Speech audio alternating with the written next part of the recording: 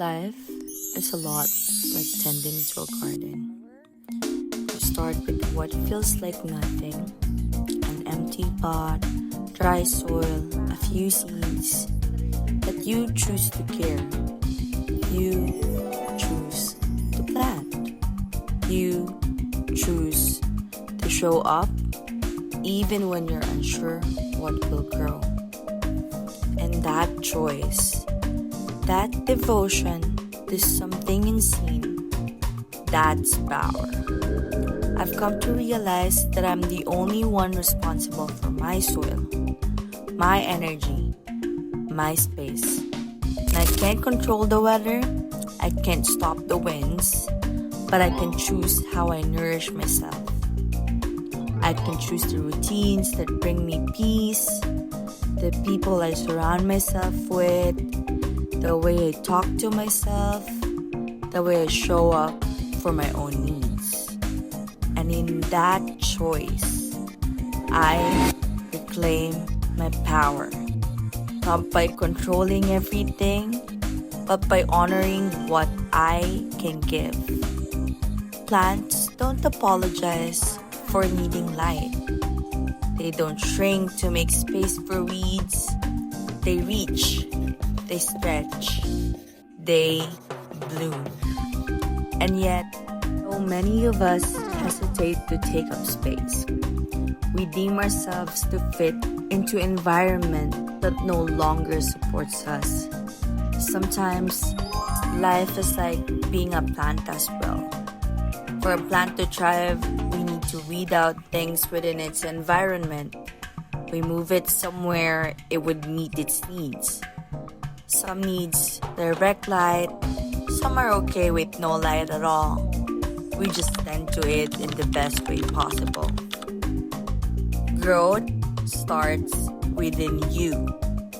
You just need to root deeper into yourself and allow yourself to reach wider, grow higher.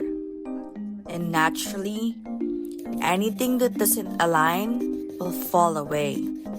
Not because you forced it, but because your frequency shifted. You can't give produce into others from an empty garden. You can't keep picking your own flowers just to prove you're growing. That's not the point of it all. The point is to cultivate a life so full, so soft, so radiant, that even without showing it, others can feel it. There's beauty in unseen effort, the quiet mornings, the intentional boundaries, the stillness, the self-trust. You are allowed to bloom in private.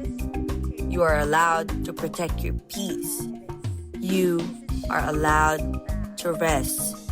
Because even plants rest, they fall apart in winter. They pause, they gather strength underground. And when they return stronger, louder, fuller, without apologies. Your healing doesn't have to look like starting over again. Sometimes, healing looks like tending to your dreams, your nervous system, your joy, and watering your roots so deeply that your fruit naturally overflows. Feeding others, yes, but never at the cost of your own health. And here's the most beautiful part. Thriving plants help other plants thrive. They release oxygen, they create shelter, they signal to each other when danger is near. They make a whole ecosystem just by existing in their full expression. And you're like that too.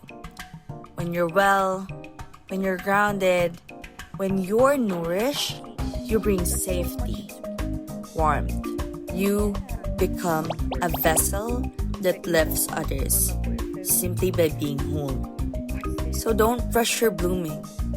Don't feel the need to prove your progress. You're allowed to grow slowly, intentionally, wildly, on your own terms. Choose to tend, not perform. Choose to become, not compare. Choose to root before you rise.